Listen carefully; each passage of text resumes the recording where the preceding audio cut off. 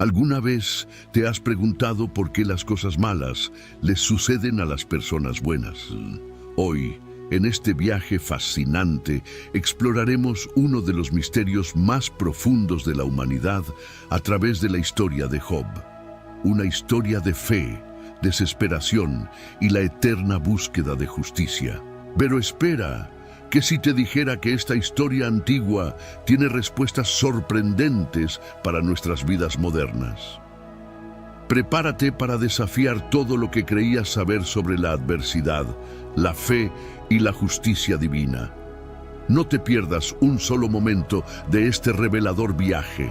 En esta historia bíblica del libro de Job, encontramos a un hombre adinerado llamado Job, quien vivía en una región conocida como Uz. Poseía una gran familia y enormes rebaños. Job era una persona íntegra y justa, siempre comprometido en llevar una vida moral y mantenía una relación muy disciplinada con Dios. En la tierra de Uz vivía un hombre cuyo nombre era Job. Este hombre era irreprochable y honesto, temía a Dios y se alejaba del mal. Tenía 7 hijos y 3 hijas. Poseía 7,000 ovejas, 3,000 camellos, 500 yugos de bueyes, 500 asnos y un gran número de sirvientes. Era considerado el más grande entre todos los pueblos del Oriente. Los hijos de Job acostumbraban celebrar fiestas en sus casas en sus cumpleaños e invitaban a sus 3 hermanas para comer y beber con ellos. Después de un periodo de celebraciones, Job organizaba un ritual de purificación para ellos. Muy temprano en la mañana, ofrecía un sacrificio quemado por cada uno pensando, quizás mis hijos hayan pecado y maldecido a Dios en sus corazones. Esta era la práctica constante de Job, tal como se describe en el primer capítulo, versículos del 1 al 5. Dios destacó las virtudes de Job ante Satanás. Sin embargo, Satanás argumentó que Job era justo solo porque Dios lo favorecía abundantemente. Un día, los ángeles vinieron a presentarse ante el Señor, y Satanás también estaba entre ellos. El Señor preguntó a Satanás, ¿de dónde vienes? Satanás respondió al Señor, de recorrer la tierra yendo y viniendo por ella. Entonces, el Señor le dijo a Satanás, ¿has notado a mi siervo Job? No hay nadie en la tierra como él, un hombre íntegro y correcto que teme a Dios y evita el mal. ¿Acaso Job teme a Dios sin razón? Replicó Satanás. ¿No has puesto una protección alrededor de él, de su casa y de todo lo que posee? Has bendecido todo lo que hace, y sus rebaños y manadas se han extendido por la tierra. Estos diálogos entre Dios y Satanás se narran en el libro de Job, capítulo 1, versículos del 6 al 10. Satanás desafió a Dios, diciendo que si se le permitiera infligir sufrimiento a Job, éste cambiaría y maldeciría a Dios. Dios permitió que Satanás atormentara a Job para probar esta audaz afirmación, pero prohibió quitarle la vida a Job. Pero extiende tu mano y ataca todo lo que posee, y seguro que te maldecirá en tu rostro, dijo el Señor a Satanás. Muy bien, entonces, todo lo que posee está en tu poder, pero no pongas tu mano sobre el mismo hombre. Entonces Satanás salió de la presencia del Señor. Estos eventos se describen en el libro de Job, capítulo 1, versículos 11 y 12.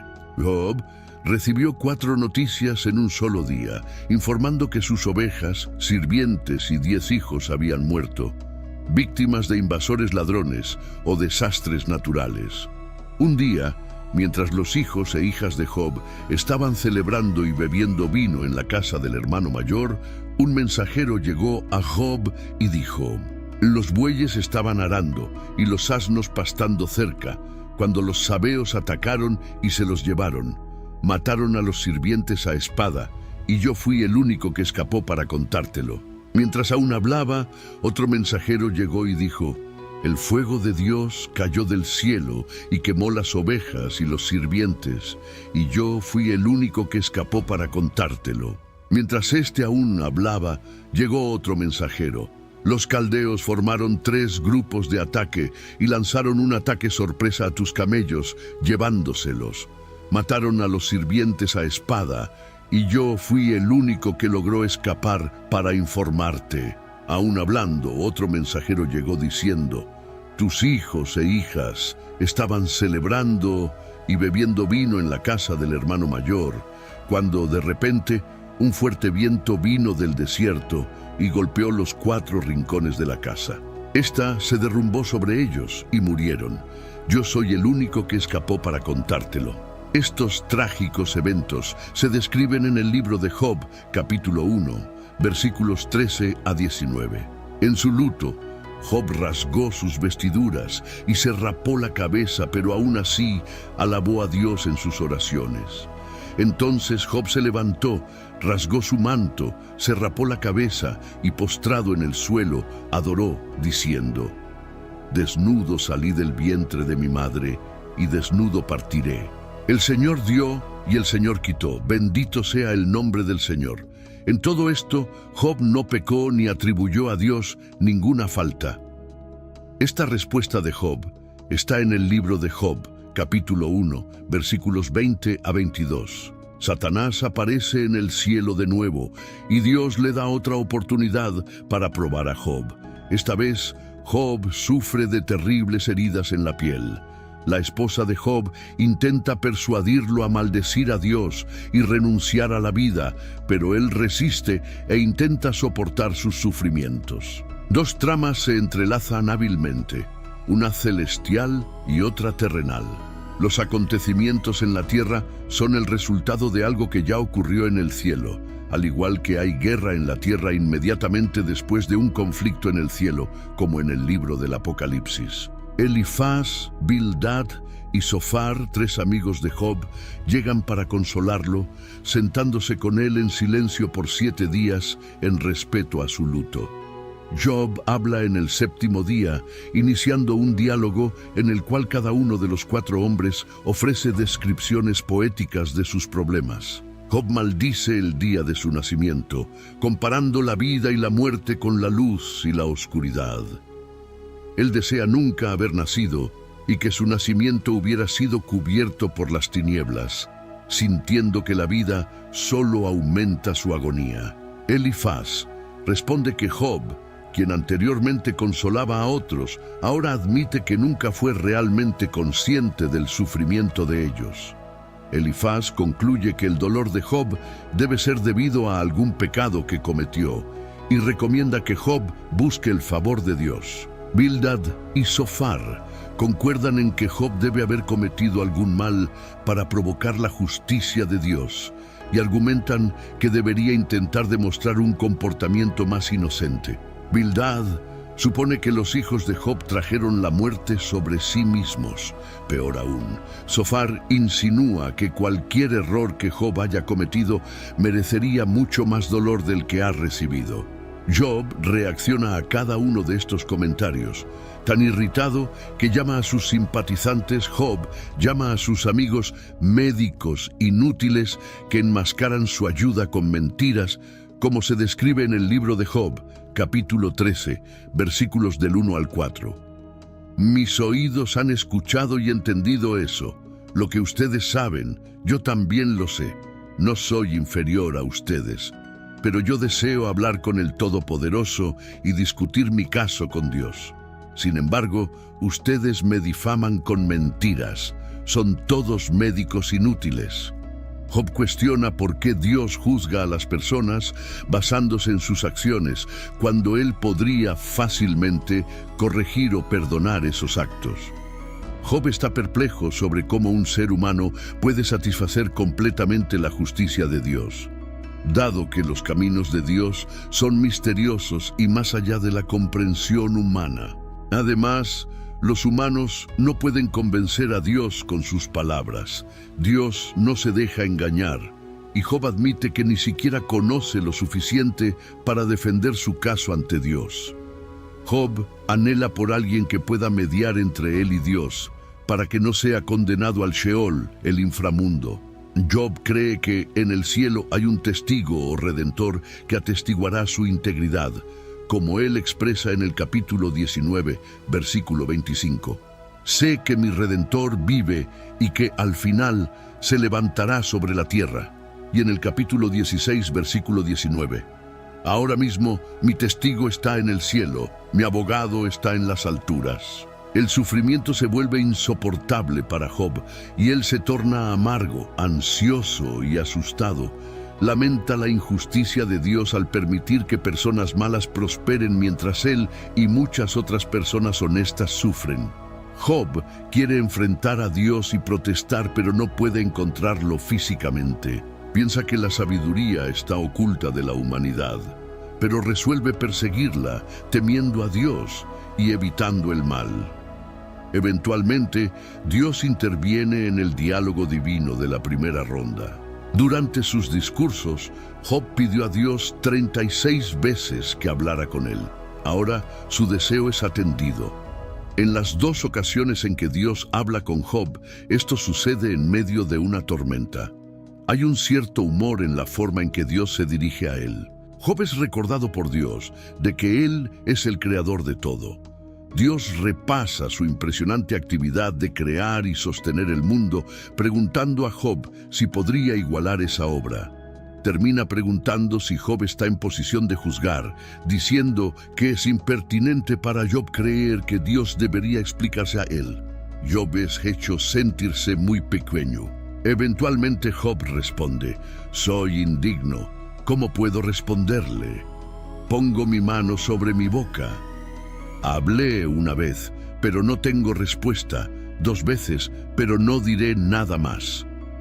En el segundo encuentro, Dios no habla sobre sí mismo como creador, sino sobre 2 de sus criaturas. El discurso está lleno de humor. Una vez más, le pregunta a Job sobre sus pensamientos respecto al hipopótamo, el behemoth y al cocodrilo, el leviatán, como si estas increíbles bestias tuvieran las respuestas a los grandes problemas de la vida. Job es recordado de que no puede entender a Dios, ni al mundo animal, y mucho menos al mundo moral. Así, el punto principal de Dios es: ¿por qué estás tratando de discutir conmigo? Job responde que Dios es omnisciente y que ningún plan de él puede ser frustrado. Ahora se da cuenta de que su cuestionamiento a Dios fue totalmente inadecuado, y se desprecia y se arrepiente en cenizas y polvo. Aunque el encuentro con Dios es humillante para Job, el núcleo del problema de Job es abordado, ya que vuelve a conectarse con Dios. El diálogo ofrece un clímax magnífico e inesperado para el libro. En el epílogo, el texto cambia de poesía a prosa, cuando Job acepta que no debe culpar a Dios por sus interacciones con él. Dios restaura a Job sus hijos, 7 hijos y 3 hijas, propiedades, camellos y rebaños de ovejas, haciéndolo mucho más rico y feliz que antes. Como siervo de Dios, Job es rehabilitado. Por otro lado, los 3 amigos de Job son severamente reprendidos por Dios, quien dice que no hablaron correctamente sobre Job, indicando que no debemos citar sus discursos como si fueran verdades. Lo notable en las 2 rondas de Dios con Job es que él aún no responde a las indagaciones de Job y no le cuenta sobre su apuesta con Satanás. Job no necesitaba saber lo que estaba sucediendo en el cielo, porque Dios tenía sus motivos para permitir que él sufriera. Debemos tener en mente una diferencia aguda entre la comprensión judía de este libro y la cristiana. El judío de los tiempos del Antiguo Testamento no podía ver los problemas de la vida temporal a la luz de la eternidad. Sentía que la justicia de Dios debería ser vista en esta vida, ya que tanto personas buenas como malas iban al mismo destino, el Sheol, lugar de existencia sombría donde los espíritus partidos duermen. Los cristianos, por otro lado, tienen un punto de vista completamente diferente sobre el sufrimiento actual. Ven la mayor visión del cielo a la luz de la obra de Cristo. El sufrimiento en este mundo palidece en comparación con la vida que nos espera en el cielo. Por lo tanto, solo hay insinuaciones de vida después de la muerte a lo largo del libro de Job. En un momento, Job declara que encontrará a Dios después de su muerte, pero este no es un tema recurrente en el libro y no tiene idea de cómo sucederá. El libro de Job tiene dos tramas principales, la trama divina y la terrenal. El libro comienza con la trama celestial, la reunión de Dios en el cielo con Satanás. Satanás era un ángel cuya función era informar sobre pecados. Era el abogado acusador de Dios, que viajaba por la tierra para informar a Dios cómo eran los seres humanos. En el tiempo de Job, Satanás se había vuelto tan cínico que no creía que alguien pudiera amar a Dios por Dios mismo. Creía que las personas solo amaban a Dios por lo que Él podía proporcionarles. Así se desarrolla un debate entre Dios y Satanás, con Satanás argumentando exactamente eso. Dios pregunta a Satanás si encontró a Job en sus viajes por la tierra. Job me ama porque me ama, no por ninguna bendición que haya recibido, afirma Dios. La respuesta de Satanás es cínica, argumentando que si Dios quitara las bendiciones de Job, él blasfemaría contra Dios, al igual que cualquier otro. Como resultado, ocurre la apuesta divina. La tensión es esencial en cualquier drama excelente. Job desconoce la apuesta divina mientras el lector está al tanto. La prueba sería inútil si él lo supiera. Este encuentro nos enseña valiosas verdades sobre Satanás. En primer lugar, sugiere que él no puede estar en dos lugares al mismo tiempo. No posee la omnipresencia de Dios. La trama humana, el debate entre Job y sus compañeros, ocupa la mayor parte del libro. ¿Por qué Job está sufriendo más que otras personas? Es la cuestión central abordada. Existen dos puntos de vista. A. Los amigos están seguros de que el sufrimiento de Job se debe a su pecado.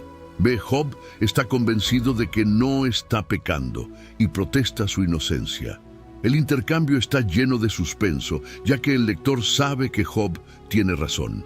La estructura de dos tramas del libro nos recuerda que nadie conoce el cuadro completo cuando se trata de entender por qué las personas sufren.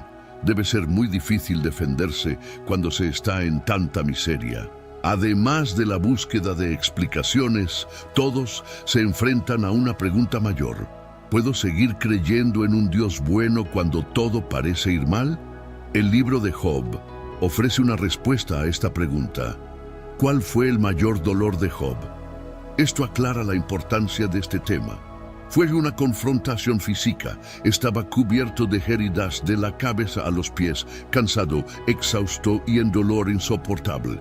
Socialmente, debido a su apariencia física y al hecho de que la comunidad local estaba al tanto de su reciente tragedia, se convirtió en un paria social. La gente caminaba por el otro lado de la calle en lugar de hablar con él, mientras él se sentaba en un montón de cenizas en el extremo del pueblo. Hasta los adolescentes se reían de él. Mentalmente, enfrentó el dolor mental de no saber por qué estas cosas angustiantes le estaban sucediendo, especialmente porque parecía no haber nada en su pasado que lo indicara. Espiritualmente, su angustia espiritual era mucho peor que cualquier otra, ya que se sentía alejado de Dios. Job clamó, implorando a Dios que lo encontrara, hablara con él e incluso discutiera con él. Ese fue su verdadero dolor más insoportable.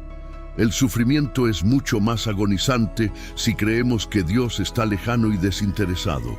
Sin embargo, cuando Job finalmente logró hablar con Dios, las cosas no sucedieron como había planeado.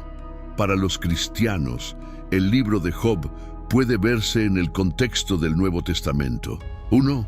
Dios permitió que Satanás provocara la muerte de Jesús en la cruz, con el propio Hijo preguntando, Dios mío, ¿por qué? Al igual que con Job, Dios no explicó por qué. Esto sugiere que incluso el Hijo de Dios perdió el contacto con el propósito de su sufrimiento bajo la intensidad del tormento de la crucifixión. 2. El cristiano entiende que la vida continúa más allá de la muerte. Los problemas del sufrimiento no necesitan ser resueltos en esta vida.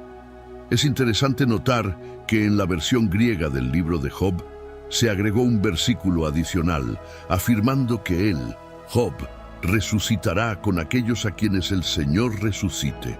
3. Esta esperanza de resurrección nos recuerda que habrá una reivindicación final de Job. Los cristianos creen que Jesús regresará para juzgar a los vivos y a los muertos al final de los tiempos. Algún día habrá una escena de tribunal donde Jesús se sentará como juez y todas las personas malas y piadosas que han vivido estarán ante su trono para ser juzgadas de acuerdo con sus acciones en el cuerpo. Por lo tanto, todo lo que Job anhelaba está a punto de hacerse realidad. La justicia de Dios será aplicada a toda la raza humana en una reivindicación pública de justicia. Al explorar la increíble jornada de Job, descubrimos que las lecciones de fe, resiliencia y justicia divina son más relevantes que nunca. Pero el viaje no termina aquí. Tenemos mucho más para descubrir juntos. Si te gustó este video, imagina lo que más podemos explorar. Cada historia que compartimos es una nueva oportunidad para desentrañar misterios, encontrar inspiración y transformar nuestra percepción del mundo. Entonces, no te quedes fuera. Suscríbete al canal ahora y activa las notificaciones para nunca perderte una aventura. Tu me gusta es muy importante para nosotros, ya que nos ayuda a alcanzar a más personas con estos poderosos mensajes. Comenta abajo tus reflexiones y comparte este video con amigos y familiares que también se beneficiarían de estas historias extraordinarias. Juntos continuaremos nuestro viaje en busca de sabiduría e inspiración. Nos vemos en el próximo video. Mientras cerramos juntos otro capítulo, sé que algunas preguntas todavía pueden resonar en tu mente. Puedes estar preguntándote cómo navegar por las complejidades de la vida espiritual y desbloquear un camino de abundancia y bendiciones. El viaje es desafiante, pero no tienes que caminar solo. En los comentarios encontrarás una clave poderosa para esa puerta que muchos buscan abrir. El ebook Descubre la prosperidad con Dios, la guía definitiva para superar retos espirituales y vivir una vida abundante. Este no es solo un libro, es el fruto de años de investigación, experiencias y revelaciones profundas que ahora están a tu alcance. Imagina superar las barreras que impiden tu crecimiento espiritual y financiero. Piensa en el confort y la seguridad de vivir una vida alineada con las promesas de prosperidad que te han sido destinadas. Este ebook es más que letras en una página. Es un mapa hacia el tesoro que mereces. Únete a los muchos que ya están recorriendo un camino iluminado por la fe y el conocimiento.